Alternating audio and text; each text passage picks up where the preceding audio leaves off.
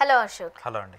ప్రస్తుతం మనం ఏపీ తెలంగాణ రాష్ట్ర పరిస్థితులు ఒకసారి చూసినట్లయితే ఈరోజు రేవంత్ రెడ్డి గారు తెలంగాణ అప్పుల గురించి మాట్లాడినప్పుడు కాస్త ఆశ్చర్యకరంగా అనిపించింది.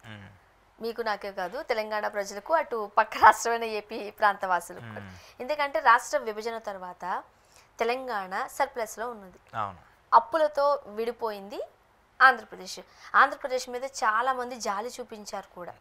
ఆంధ్రప్రదేశ్ ఇప్పట్లో కోలుకోగలదా లేదా, ఇన్ని ఇబ్బందులకి ఎలాగా, అంటే రాజధాని లేదు, ఏమీ లేవు అక్కడ, ఇప్పటికిప్పుడు బిల్డప్ చేసుకోవాలి అవన్నీ, అసలు అయ్యో పాపం అన్నారు.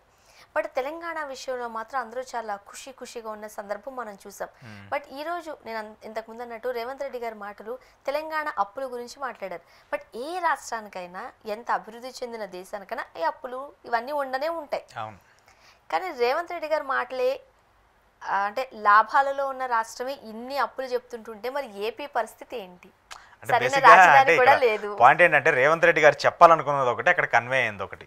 సరే, మీరు చెప్పినట్టు ఆంధ్రప్రదేశ్ రాష్ట్రం విడిపోయినప్పుడు వారసత్వంగా కొన్ని అప్పులు వచ్చాయి. అటు ఆంధ్రప్రదేశ్కి వచ్చింది, తెలంగాణకు కూడా కొన్ని వచ్చినాయి. కాకపోతే ఎక్కడ కూడా తెలంగాణకి సంబంధించి ఇక్కడ కొన్ని ఆదాయం వనరులు ఎక్కువగా ఉండేటువంటి, ఇప్పుడు హైదరాబాద్ లాంటి పెద్ద సిటీ ఉండబట్టి వాళ్ళు ఈజీగా గెట్ ఆన్ అవ్వచ్చు అని చెప్పేసి అనుకున్నారు. ఆ తర్వాత ఇక్కడ కేసీఆర్ ముఖ్యమంత్రి అవ్వటము, రెండు సార్లు ముఖ్యమంత్రిగా ఉండి 10 ఏళ్ల పాటు ఆయన పరిపాలించినటువంటి నేపథ్యంలో కొన్ని అప్పులు చేశారు. అలాగే ఆంధ్రప్రదేశ్ సంబంధించి అది కామన్, ఏ రాష్ట్రమైనా కామన్గా చేస్తుంది. ఆ తర్వాత ఆంధ్రప్రదేశ్ సంబంధించి చంద్రబాబు నాయుడు గారు మొదటి టర్మ్లో ఉన్నప్పుడు కొన్ని అప్పులు చేస్తూ వచ్చారు. ఇక్కడ రెండోసారి జగన్మోహన్ రెడ్డి వచ్చిన తర్వాత 2 అప్పులు చేశారు. అయితే ఇక్కడ ప్రధానంగా ఫస్ట్ పాయింట్ రేవంత్ రెడ్డి గారు మాట్లాడింది ఏంటంటే, నాకు ఇప్పుడు అప్పు పుట్టట్లేదు, ఒక నెలకు వచ్చేటువంటి 18,000 కోట్ల రూపాయల చిల్లర మాత్రమే మనకు వస్తుంది. ఆ 18,000 కోట్ల రూపాయలకు సంబంధించి నేను మీకు జీతాలు ఇవ్వాలా, పెన్షన్లు ఇవ్వాలా, లేదంటే ఫ్రీ బస్ ఇవ్వాలా, ఫ్రీ కరెంట్ ఇవ్వాలా, లేదంటే ఇప్పుడు మీరు అడుగుతున్నట్టు మీ జీతాలు పెంచమని చెప్పి చేయాలని చెప్పేసి డైరెక్ట్గా ఉద్యోగుల మీద ఆయన భారాన్ని వదిలేశారనమాట. కావాలా వద్దా, కావాలంటే వీటన్నిటిలో నుంచి ఏదో ఒకటి తగ్గించేసి వాటిలో మీకు పెంచుతాను, వద్దు అనుకుంటే ఇప్పుడు ఇచ్చేటువంటి పథకాలన్నింటినీ నేను కంటిన్యూ చేస్తానని చెప్పేసి రేవంత్ రెడ్డి గారు చెప్పారు. అయితే వాస్తవంగా రేవంత్ రెడ్డి గారు చెప్పిందంటే తప్పేం లేదు. ఎందుకంటే రాష్ట్ర ఆర్థిక పరిస్థితి ఇలా ఉందని చెప్పేసి జనాలకి చెప్పకపోతే వాళ్ళకి ఎలా తెలుస్తుంది? ఖచ్చితంగా రాష్ట్ర ఆర్థిక పరిస్థితి ఇలా ఉందని చెప్పడంలో తప్పలేదు. కానీ ఆయన చెప్పే విధానం ఎలా అయిపోయిందంటే, అవతల పార్టీల వాళ్ళకి ఒక ఎలా ఉండదంటే వాళ్ళకి ఒక వెపన్ ఇచ్చేసినట్టు అయిపోయింది. సో ఇప్పుడు ఏమైపోతుంది, ఒక రాజకీయానికి సంబంధించిన ఒక ముఖ్యమంత్రి ఉన్నటువంటి వ్యక్తి ఇలా మాట్లాడితే, అలాంటప్పుడు మీరు చేయనప్పుడు ఎందుకు మీరు దిగిపోండి, మేమే చేస్తామని చెప్పేసి ఎవరైనా చులకనగా మాట్లాడే పరిస్థితులు వస్తాయి. సో రేవంత్ రెడ్డి గారు చేసినటువంటి వ్యాఖ్యలు అలాంటివి అనమాట.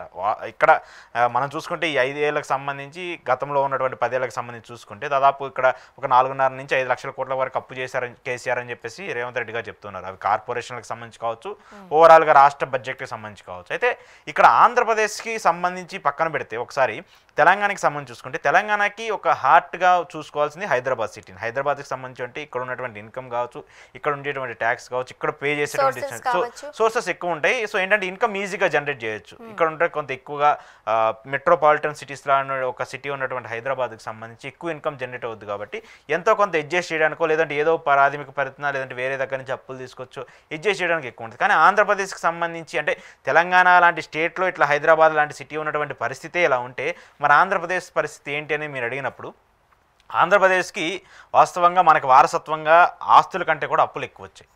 దాదాపు 1,00,000 కోట్లకు పైగా అప్పులు ఎక్కువ వచ్చాయి. ఆ తర్వాత చంద్రబాబు నాయుడు గారు ముఖ్యమంత్రి అవ్వడం, చంద్రబాబు నాయుడు గారు ముఖ్యమంత్రి అయ్యి ఆయన ఫస్ట్ టర్మ్ 2014 నుంచి 19 వరకు 5 ఏళ్ల పాటు ఆయన పరిపాలించినటువంటి టైంలో దాదాపు 2.5 లక్షల కోట్లు ఆయన అప్పు చేసుకుంటూ వచ్చారు. సో వచ్చినప్పు, ఆయన చేసినటువంటి అప్పు దాదాపు 3 లక్షల కోట్లకు పైగా ఆ 5 ఏళ్ల టైం పీరియడ్లోనే వచ్చింది.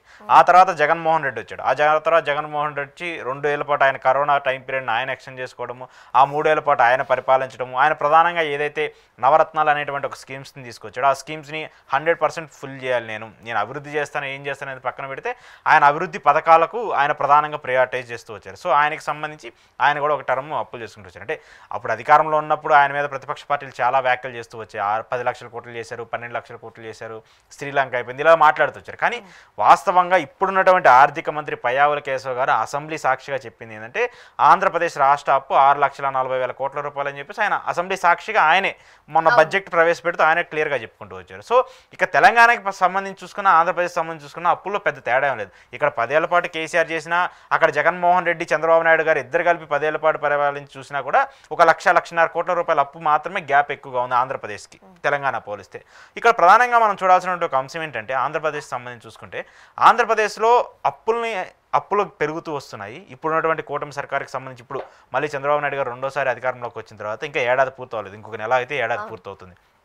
సో ఈ ఏడాది పూర్తవకముందే దాదాపు 1,50,000 కోట్ల రూపాయల వరకు అప్పు చేశారని చెప్పేసి డైరెక్ట్గా ప్రభుత్వమే చెప్తుంది. దాన్ని వివిధ పథకాల కోసం అంటారా, లేదంటే అమరావతి కోసం అంటారా, లేదంటే గత ప్రభుత్వం చేసినటువంటి అప్పులను తీర్చడానికి మళ్ళీ కొత్తగా అప్పులు చేస్తున్నామని చెప్పేసి ఇప్పుడు చెప్తున్నారు. సో ఏవైనా కూడా అప్పులు అనేది ఏ రాష్ట్ర ప్రభుత్వం వచ్చినా, ఏ ప్రభుత్వం మళ్ళీ అధికారంలోకి వచ్చినా, మళ్ళీ జగన్మోహన్ రెడ్డి వచ్చినా అప్పులు అనేది కంటిన్యూటీ ప్రాసెస్. ఎక్కడా కూడా ఈ అప్పుల్ని ఎలా స్థిరీకరించాలి, అప్పుల్ని ఎలా కంప్లీట్ చేయాలనేది కూడా ఏ రాష్ట్ర ప్రభుత్వం ఆలోచించట్లేదు. ఇక్కడ రేవంత్ రెడ్డి చూసుకున్నా, అక్కడ చంద్రబాబు నాయుడు గారు చూసుకున్నా, గతంలో ఉన్నటువంటి కేసీఆర్ అయినా జగన్ అని ఎవరైనా సరే, ఎందుకంటే అప్పుల్ని కంక్లూడ్ చేసే పరిస్థితి లేదు. ఎందుకంటే వీళ్ళేమో హామీలు పెంచుకుంటూ వెళ్తున్నారు, పరిశ్రమలు రావట్లేదు, ఇన్ఫ్రాస్ట్రక్చర్ పెరగట్లేదు, ఆదాయం పెరగట్లేదు, ప్రజలకు సంబంధించిన వ్యవసాయకు సంబంధించిన రంగాలకు సంబంధించిన ఉత్పత్తులు పెరగట్లేదు. ఇవేం పెరగకుండా అప్పులు ఎలా తీరుతాయి? మళ్ళీ ఎన్నికల్లో ఇచ్చినటువంటి మేనిఫెస్టోల కోసం, వాటి హామీల కోసం మళ్ళీ కొత్తగా ప్రభుత్వ భూములు తాకట్లు పెట్టో, లేదంటే ప్రభుత్వానికి సంబంధించిన బాండ్లు తాకట్టు పెట్టో, వాళ్ళని వేలం వేసో 1,000 కోట్ల రూపాయలు మళ్ళీ అక్కడి నుంచి అప్పులు తీసుకొచ్చి మళ్ళీ ఈ పథకాల కోసం వాడుతున్నారు.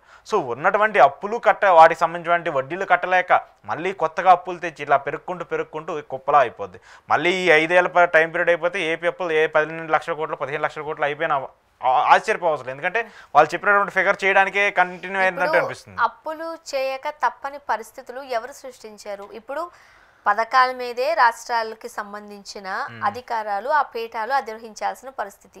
నువ్వు నాకేమిస్తావు, నేను నీకు ఓటేస్తే దగ్గర ఉన్నాం అంతే తప్ప మన రాష్ట్ర స్థితిగతులు ఏంటి? రాజకీయ నాయకులు అలా చేశారండి. అదే అండి, సంపద సృష్టి ఏంటి? ఇప్పుడు సంపద సృష్టించారు.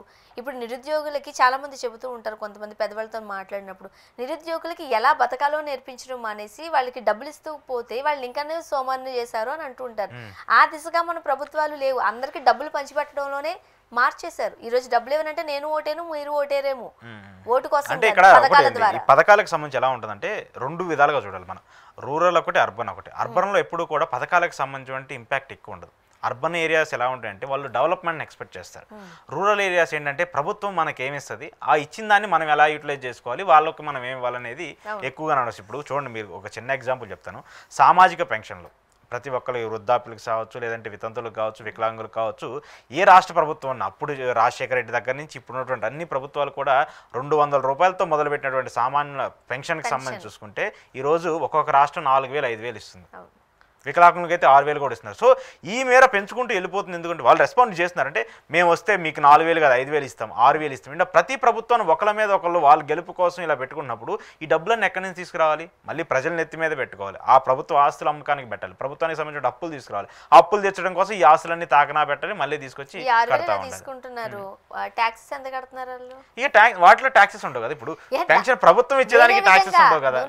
అంటే దాన్ని ఎలా ఉంటుందంటే పెన్షన్ మీద ట్యాక్స్ అడగట్లేదు, పెన్షన్ అయితే ఇస్తున్నారు నీకు 6,000, మిగతా ఉప్పులు పెరుగుతున్నాయి, ధరలు పెరుగుతాయి. అంటే కలెక్షన్ మరి ఇప్పుడు ఏదో ఒక విధంగా స్థిరీకరించాలి కదా. ఇప్పుడు ఒక చిన్న ఎగ్జాంపుల్ చెప్తాను. ఇప్పుడు మీ గతంలో హైవేస్ అన్నింటినీ కూడా కేంద్ర ప్రభుత్వమే చేస్తూ వచ్చేది, నిర్మించడం కావచ్చు, వాటి మీద వచ్చిన ట్యాక్స్ అన్నింటినీ కూడా తీసుకుంటుంది. సో ఇప్పుడు ఏమైపోయింది, ఇన్ఫ్రాస్ట్రక్చర్ పెరిగిపోయింది, కట్టాలని చెప్పేసి 1,000 కోట్ల రూపాయల బడ్జెట్ అవుతుంది. సో ఇప్పుడు ఏం చేశారు, పీపీపీ మోడల్ తీసుకొచ్చారు.